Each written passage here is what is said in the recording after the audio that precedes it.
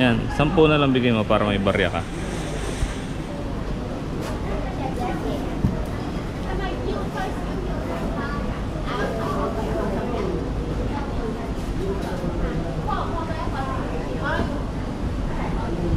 Let's go. Doon meron. Okay.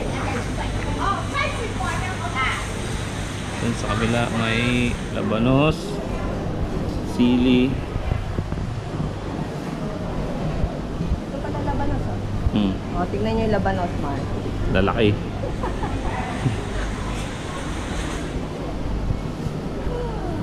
Ang laki naman ito, grabe.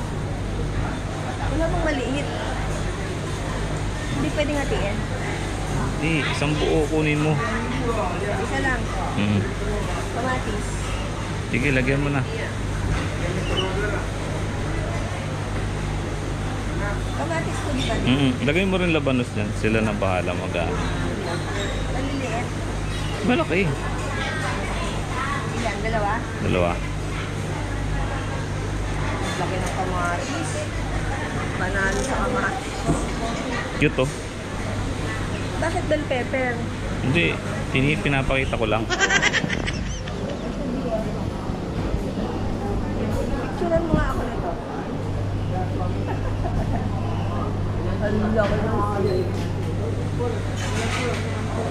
Oh. Teka, naman balik yan. 1, 2, 3. Isa pa. 1, 2, 3. Pwede isa lang. Oo.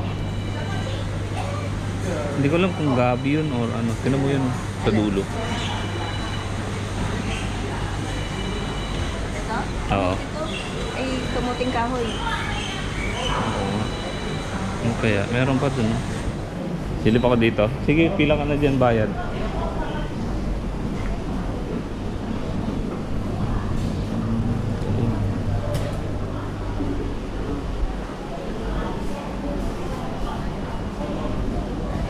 Dito. Ito yung gulay. Ayun. Anong gagawin? Anong ko dito yun? Ay, wala. Anak. Andito dati yun. Yun. Yung haanin na yun.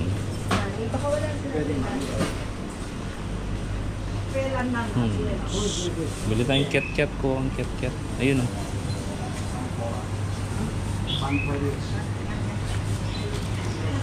Tapos yung gulaman na may gata.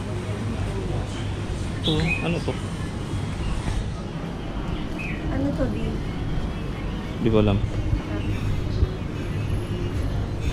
Passion fruit. Ay, ayoko. Yung bilhin natin. Avocado.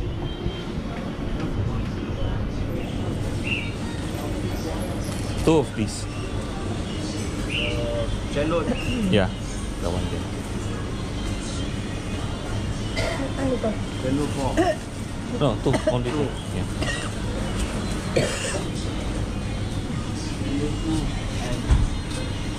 Yeah.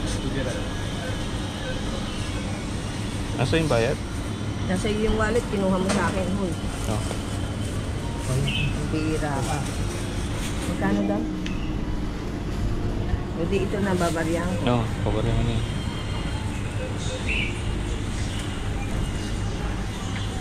So, pakwan.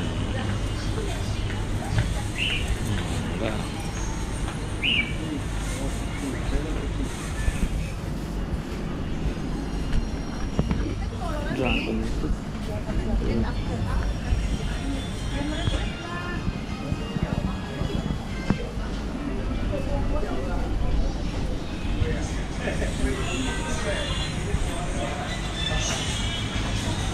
Yan yung siopaw oh. Di, ano to? Yan yung ano, yung rojak, hindi otak. Yan yung ano, yung sarap. Ay, sukli pa mi. Sabi ko na pamalengke, mga Mars. Tayo no? Pwede rin naman dito. Pwede lahat. Pwede lahat. Ayan, chicken sa ano, kabila. Dito ako bumibili. Ano to? Wala. Pipino? Hindi, ito pipino. Upo yata ito. Pipino yan. Ay, hindi. Oo nga, upo yun. Ito pipino.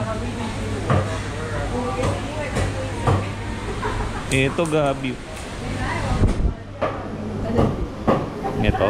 Dito tinitindahan din ng mga karne. Yan yung binilbilang ko nga. Isuki. May baboy na tayo. Wala tayong baboy nga. Walang baboy dito.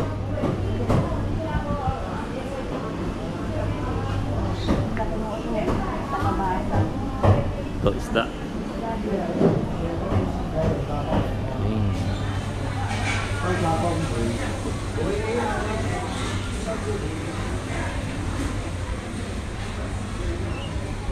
So, baboy na lang din. Yup. Against the lighting makita. Dito tayo dun sa sa laundry shop.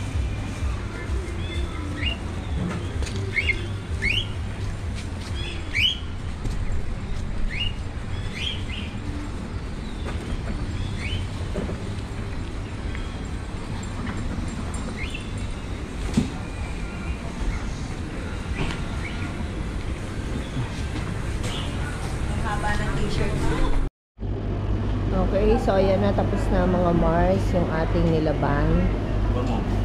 Nilalagay na ni Daddy Les dito sa lalagyan para ililipat ng lalagyanan ng tub doon sa dryer section. Mabango? Oo nga. Kasi yung inano namin, nilagay namin detergent with softener.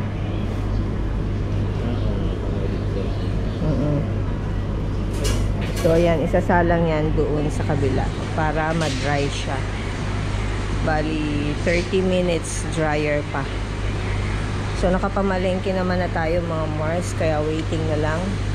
At pagkatapos niyan, bibili tayong baboy, tapos luto na tayo ng ating lunch. Sinigang ang aming lulutuin.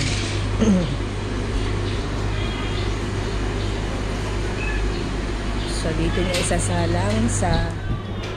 Ewan ko kung anong capacity nito. 9 kilos. 9 yung nakalagay Kasya yan dyan, di? Number lang ba yun? Anyway. So, ayan. Ang laki naman ng tabi, Tignan nyo naman, ito lang yung lalagyan namin. So, kasya yan dyan. So, ayan, pipindutan lang nila dilas yan. Tapos, hintayin lang namin ng 30 minutes. Ayan, hindi pa nga na pangalahati. Ang laki ng tab.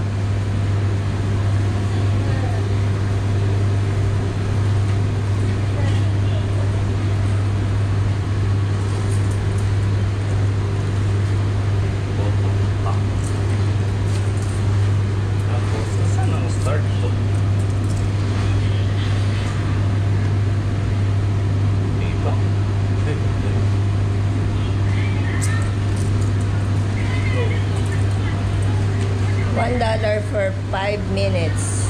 Drying time recommended minutes dry time is 25 to 30 minutes.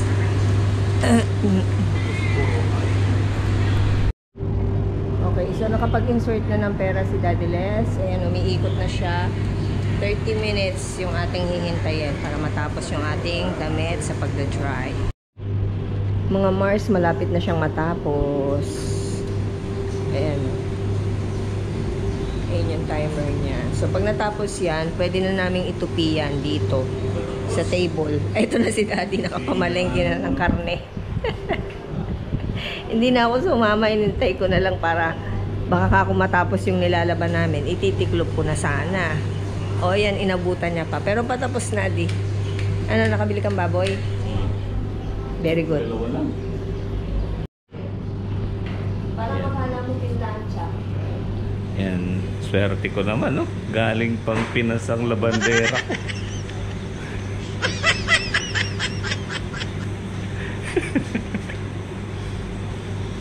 May init pang tindahan siya.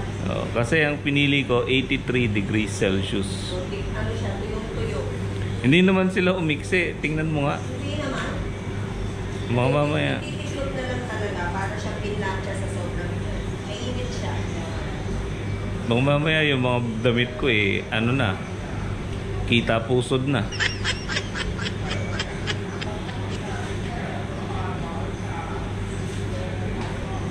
Maganda kasi tuloy-tuloy. Hindi siya mga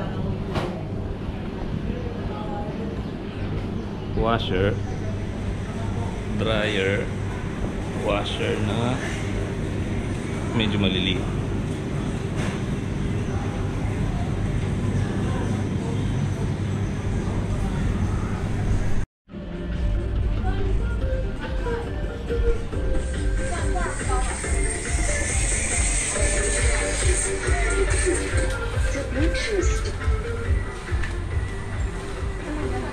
Pwede dyan, pwede sa kabila.